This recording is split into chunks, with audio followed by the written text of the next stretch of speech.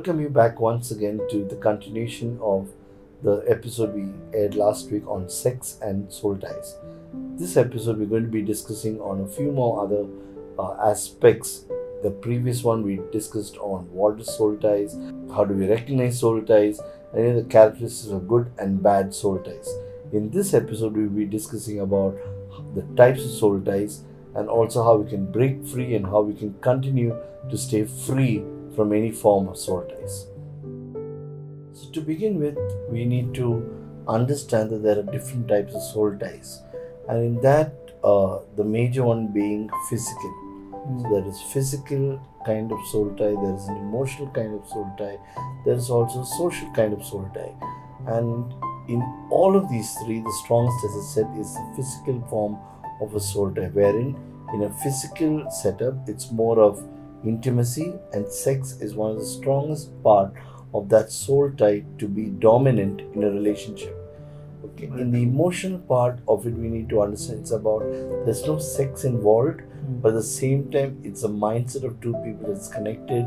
They have a bonding, they have an understanding, and nothing physical, but at the same time, an attachment as good as lovers, but not. And when we look into the third part or the third type of a soul tie, a social one, is in a gathering of people, all having the same mindset, all having the same situation, or all pushed or pressured into one particular direction, wherein they have some sort of a connection which they cannot break free from. So these are the main, or these are the three major parts of soul ties that can affect a person. So I would like to touch on one important fact of these three types, and that is on the physical part of a soul tie, which is on sex. And when we look into it, that kind of intimacy or that kind of a relationship is lasting for a long period of time. Especially, I guess the previous episode we had a discussion on premarital sex. In situations like that, a bonding of a soul tie happens between a boy and a girl, which even after they do get married to different other spouses, it would still linger on and still pull on, and it is a bondage, or it is something that will still keep them tied and not released or keep them free. So that being said, what I mean about sex being a factor is because when you have a physical intimacy between a person, whether we know it or don't, it carries to the next person. So say for example, I had a relation with 5 different girlfriends, and I've had physical intimacy with all 5 of them. So I would have a soul tie that lingers all 5 of them throughout, and I wouldn't break free even if I marry another girl which is not one of those 5.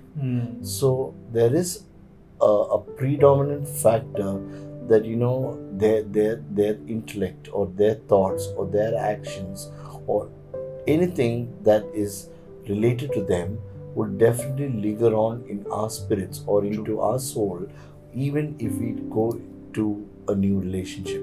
So it's very important to understand that a physical intimacy between a person is more stronger, or a soul tie is more stronger when we are physically intimate with someone, with some other person. In fact, I just want to add to that is very many times, many people start a relationship seeking love, seeking affection, seeking compassion, seeking attention. Now, when you start seeking these things, eventually, out of unbridled passion, it leads to sex. It leads to sexual encounters to such a degree and level where there is a kind of devaluation that happens on the body side, and there's a up value that happens on the person side or the soulish side, wherein you start degrading your attributes of your body, and you start lifting up the value or the kind of attention or the kind of value that the other person puts on you. So you start reducing your self-worth. You start reducing the value that you already have. You already, you carry that value. You start putting lower and lower weightage as the relationship goes. And this is exactly where, sex plays a role, because sex starts off as trying to give you that ultimate high Correct. But then it becomes the very norm that every single encounter of it does not give the high that it was giving you at the start. And that is exactly because, scientifically, I mean, it's not just like how you're talking about it, but scientifically, there's this hormone that we have in our body that's called oxytocin. Now, Yeah. this hormone is touted as the love hormone, or the hormone of love, lust, and labor. It is there for in our body to kind of regulate a Yeah. lot of reproductive cycles and calendars. However, what happens is we kind of start to misuse and exploit this kind of this hormone in such a way that to experience that high, to experience that emotional high, we kind of keep doing the act again and again, Exactly. unknowing to our lives that there is a kind of bond that happens, that bond starts creating a kind of a chain from our soul to another soul. I would like to give an example. Yeah. Okay, it's like if I want to transfer some data from my phone to your phone, and on the outside, on the simpler side of it, it looks simple. Okay, but when I pair my phone with your phone through a Bluetooth, if there's any kind of a virus, or if there's any kind of a malware which you are not aware of, Right. you may just let me pair my phone with yours. I transfer some data or pictures or whatever stuff. Unknown to both of us, the viruses start getting transferred to my phone. Exactly. Okay, Correct. and that it was earlier harming your phone, but you weren't realizing it. No, Now no, because we are connected, okay, through wireless, which is you can't see it, but it's invisible, but it's still playing a role. And my phone gets that virus, and then I'm now infected. Now wherever I go, it's like even if I've come away from you, I carry that virus in my phone, Right. and I start infecting more phones when I connect it.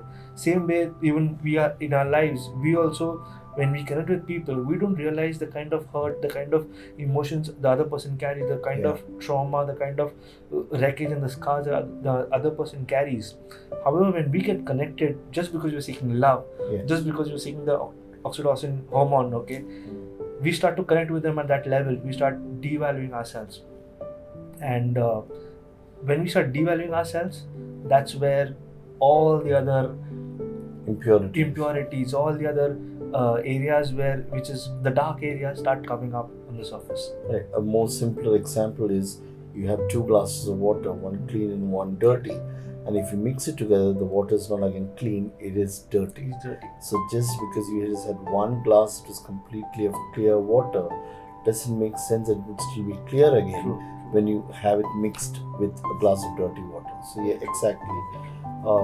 Another aspect I also believe in when you talked about the love hormone. Okay, so about the love hormone, as you said, it doesn't necessarily have to ultimate in sex. It can even, there can be a soul tie even between youngsters, even just newly known teenagers, people who just started to understand the opposite sex, and there's an infatuation, or there is some kind of a relationship that they want to fill in. So in all those aspects also, soul tie is predominant. But as we mentioned in the previous episode about good and bad, when we know where to draw the line in a relationship, when we know where it is to break free, it would actually help us to understand or make sure that we don't fall into a circuit wherein the soul tie is passed on to another situation or to our life partner or to anything else. Very true. In fact, as we're talking about soul ties, and as we have actually spoken about the good soul ties and the bad soul ties, and we've kind of highlighted and looked at how love plays such a big important role in terms of forming, especially one of the strongest soul ties of all is the sexual soul tie. Correct. And sex obviously plays a big role because here you have the intermingling of spirits, you have the intermingling of your soul, and obviously of your body. Yeah. Whereas in the emotion part, you don't have the interplay of body so much. Right. And when we kind of understand that there is kind of this bond so strong that when you rip it apart knowingly, in a normal circumstance, it kind of leaves a part of the other person on you and your part on that person. Yes. And when you kind of keep going all around, you eventually start carrying around the other person's part in your lives. I'm talking about sexual relationships out here. And when that happens, we start, the person especially starts to go through a very chaotic life. How can one, break out of such a chaotic situation? So this is a very, very good question. So the first thing we need to understand to break free is we need to acknowledge that there is a soul tie. We need to be very aware that there is something that is pulling us back. There is something that is not allowing us to go forward. So we need to know or we need to be very sure whether it is a soul tie or is it not. So we need to be very clear in understanding that this is something that is hindering us from going ahead. True. The second part of it is we need to know or have a decision of our own that we need to come out of this. We need to, how would I say it? So when I say to acknowledge, let me just give you a small example in that. A very close friend of mine who was in a relationship with a girl for so many years, and she got married and she moved away out of town and was abroad. But she was always fixated on the thought that, he wished to have a girl like her. So even though he did get married, and again the marriage he had was a love marriage, even though it was a girl that he chose, there was still a comparison that he was doing with the first girl that he had, because he had seen a life that he wanted with her, but due to some unforeseen circumstances, they could not get married. So you need to understand, he already understood that he was setting a boundary of comparison between both his ex and also his wife, which crosses an issue, because the wife doesn't know that these are the things that you have in your mind, or this is a kind of an expectation you have, because when you were courting or when you were in a relationship, you didn't have any of the demands that you had with the first one. So it's very important to be very aware of the situation that you are in and very aware of where your problems originate from, and that you should not bring it to a newer relationship. The second part of it is you need to understand something needs to be done for you to get out. You need to take that personal choice. I don't want to carry that situation. For example, as I said about my friend, he still feels guilty or keeps thinking about this. Rather, if he took a choice to break free, build on the relationship that he is with his wife now, forget about what it was, and that there's something new that comes up every day. I think it would bring in a healing process. It would help him to come out from that circle of being stuck with the first relationship you have. So there is a saying that the first girlfriend you have is always your first love, even if you have 10 girlfriends later, which again is not correct. But say for example you would always compare all the 9 of them to the first one. So when you carry this sort of a burden or this sort of an attitude, it's very easily understood that there is a soul tie that is formed because of that relationship. So as I said, we need to understand, we need to do something to break free from this. That decision is, or that thought should come in our minds that no, we need to come out from this situation. The third point here that we need to understand here is we need to have a heart to forgive. Now, maybe the relationship you had was abusive. Maybe the relationship you had was too much of love, too much of caring. But when we learn to understand that it's important for us to forgive that person, at the same time to forgive ourselves, to get a release on our own so that we can break free from that soul tie, we need to understand that we are not supposed to, carry ourselves in that guilt all through life. We are supposed to be living free. And, as Christian believer or as a pastor, we should have freedom in Christ. So when we are having that same concept, it's very important that we learn to forgive ourselves irrespective of how good or bad the situation is. At the same time, learn to forgive the other person and also make sure that we make amends to that situation.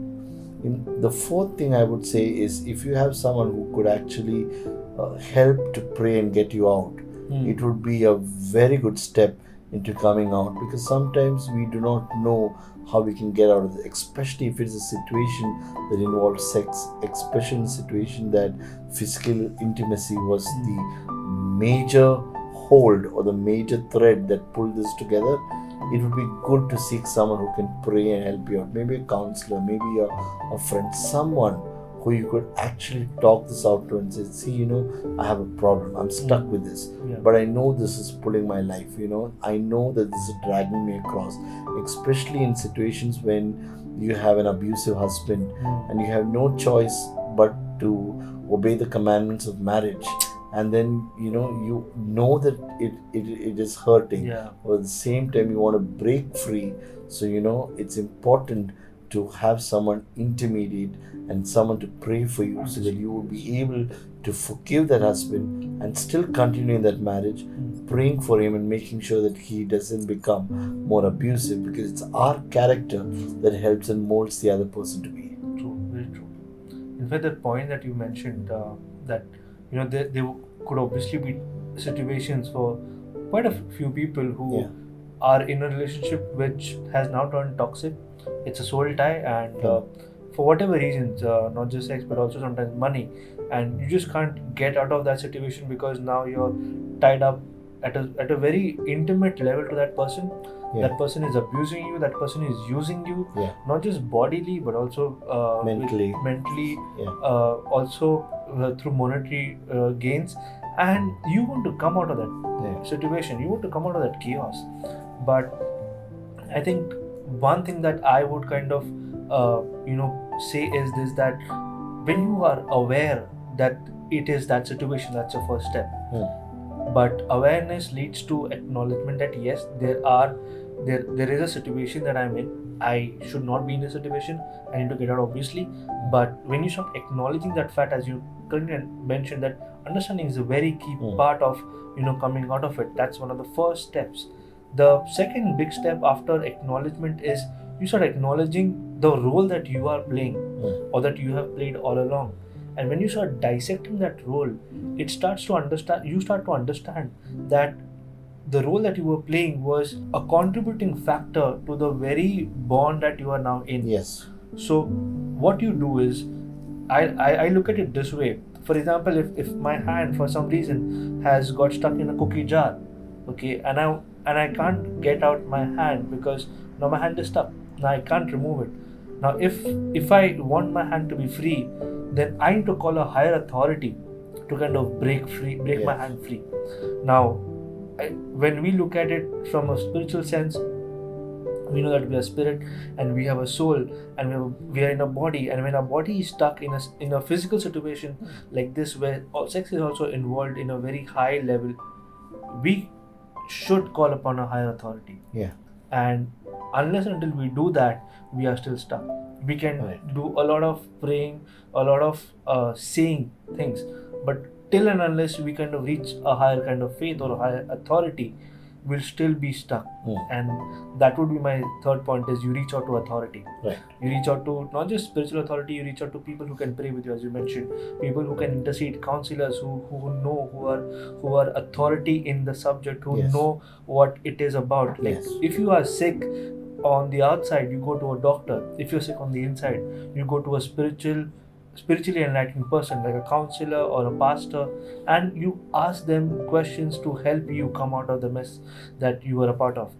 And so that was authority. So the first was awareness, second was acknowledgement, the third, which I could say, is authority. The fourth is when you ask in faith, and you ask, you start receiving when you ask. Okay, exactly. And this is the kind of teaching that we follow, that when you ask, you shall receive. But you are not receiving because you do not ask.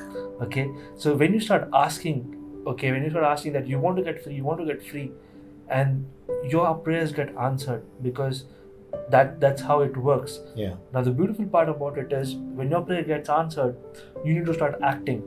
Because you can't just keep your hand in the cookie jar and say, I want to get free. It won't happen. You need to go to the right authority and ask them that, listen, I want my hand to be freed.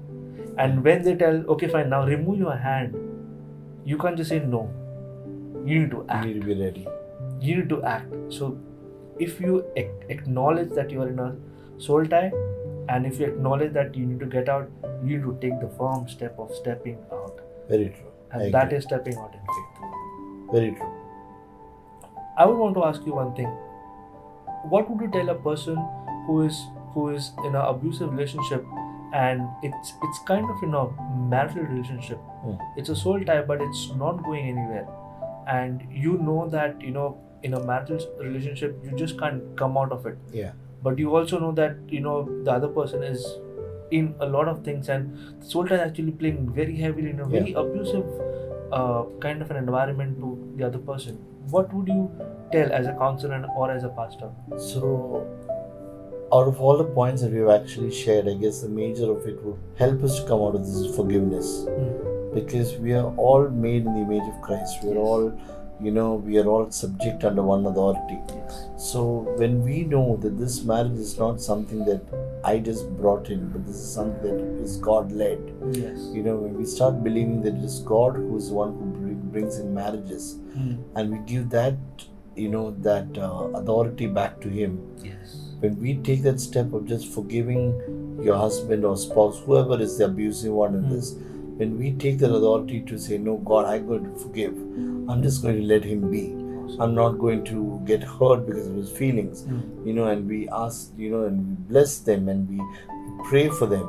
I'm sure we will see a shift in the dimension of that relationship. And I believe this may not be done in one day. It may take a day on effort. See our kids, I have 2 boys, that. And they ask me the same question 100 times. But that doesn't mean that I stop answering them after 10 of them. I will continue giving them the same answer till they understand the answer to this question is this. So when we keep asking and asking and asking till we get a surety that our prayers have been answered, I guess there's nothing like it. Very true. In fact, that's exactly what I was just thinking today, that we are called, as believers, to pray for those who persecute us, to bless those who curse us. And in a situation, in such a situation, it would be foolishness to pray for somebody who's beating you. Yeah. Okay, but we know and we live by the person who prayed for the forgiveness of those who were nailing him. Yeah. And in that spirit and in that understanding, we need to start forgiving, and that is precisely the major step to kind of go into freedom. So Yeah. I think I would like to put it this way, if I may: forgiveness leads to your freedom. Very true.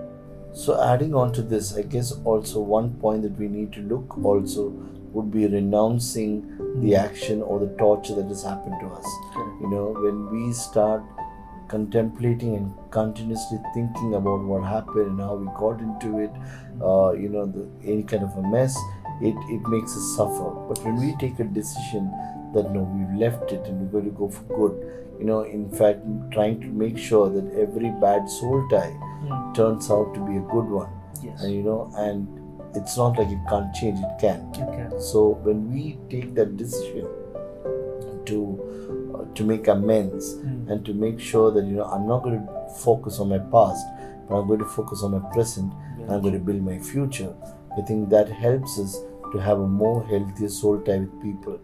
And one thing we need to understand here is soul tie in a whole by itself is a very dangerous topic to talk about. Yeah. Because it involves a gravitative situation that can't be seen, especially when we fall into relationships that we don't think it's a soul tie, but it is. Yes.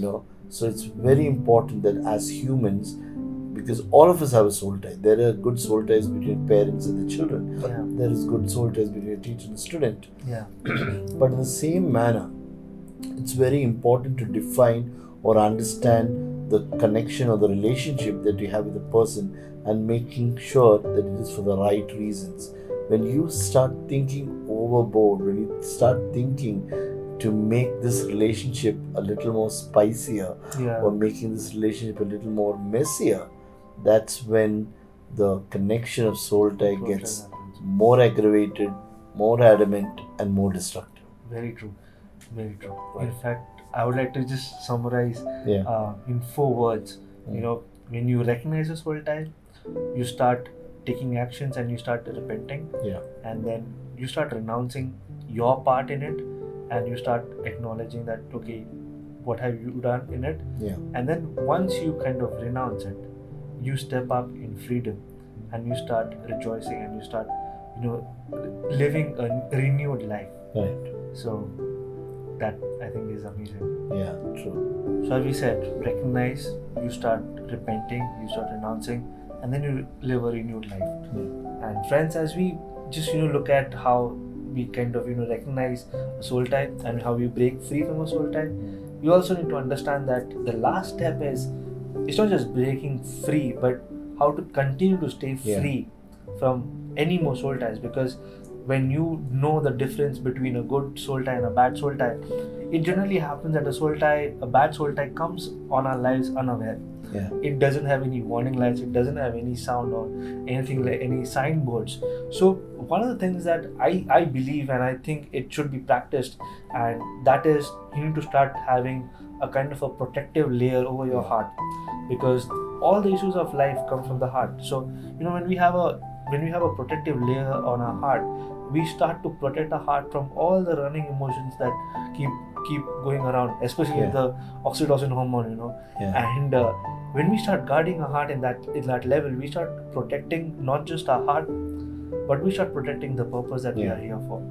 And that protection of the purpose is very important, because it's the very purpose for which we were made. And the soul tie, when it comes in our lives, it disrupts that plan and disrupt the progress.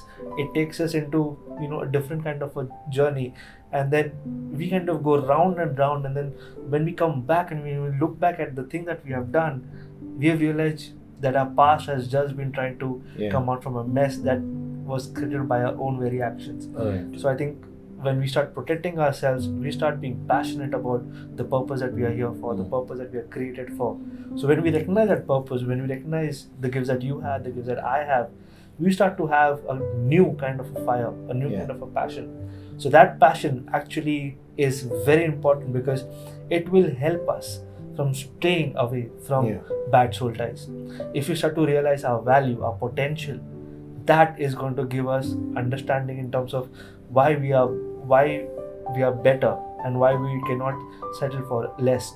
Because the very thing that we come into soul ties is because we think the other person is okay with us, and the other person will get value to our lives. But we don't realize that we are created in his image, and that is value in itself. Exactly. So when we start realizing that he has a plan for us, he has a purpose for us, and that purpose is basically to identify what the gifts that he has for us, the potential that he has. And I think the last thing that I want to close with is people, because we are a social animal in a sense. So we cannot isolate ourselves just because we are going through a rough patch. Once we come out of it, we are going to go back to the society to be useful to the society. We need to be useful in the very, very gifts that we have, in the very strengths that we have. So I would just conclude with this, that soul ties, yes, are there. There are good soul ties and there are bad soul ties. However, when we start to recognize the bad ones, we need to start removing the bad ones from our lives. We need to encourage even other people who are still struggling with unaware, and giving them the knowledge, because ignorance leads to foolishness. So we need to give them that knowledge, just as how we have got this knowledge. And the reason why we are here to speak with you is to give you that knowledge, so that you can reveal whatever is hidden, whatever is eating you and hurting you from inside. I think that is wonderful. Correct. And I guess also one thing we need to understand here is we are not alone, and you are not alone. And I personally have also gone through a lot of bad soul ties, wherein it was required that I needed to be prayed for to come out, and it happened by fluke. It didn't happen because I wanted to get into it. But at some point of time, there was that string that pulled me into the wrong sphere. So when we look into relationships, human beings are social human beings, they are social creatures. We socialize. We have a soul tie with almost everyone on a daily basis. But to understand to what percentage we should build up that relationship, to understand to what percentage we can keep that relationship. See, if it's a marriage, there's nothing to be worried about, except if it is abusive or hurtful or of that kind. But if it's a good marriage, if it's a good relationship between parents and children, if it's a good relationship between a boss and Employee. an employee, whatever it is, when we build a relationship, the soul ties or the connectivity that we need to have between them should be on good terms. I hope you have had a better understanding of this very, very crucial and underestimated topic on sex and soul ties. How is it related? How it affects us was a question that no one understood. But I hope that we both have been able to share in and put in a little light into understanding how it affects us in some way or the other. Thank you, Bonnie, for joining us today, for helping us discuss and shed light on this topic. My pleasure. So, to everyone out there, I hope this session has been fruitful. Till next time, stay safe, stay happy. God bless.